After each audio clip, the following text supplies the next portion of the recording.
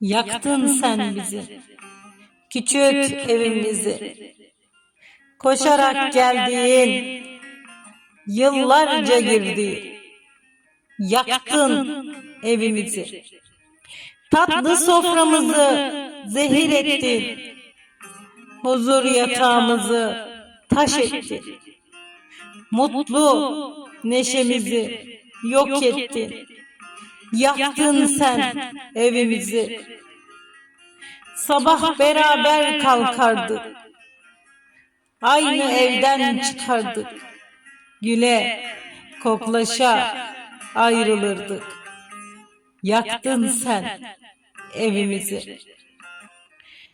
Bu evi bana zindan ettin. Her yerini izin ettin.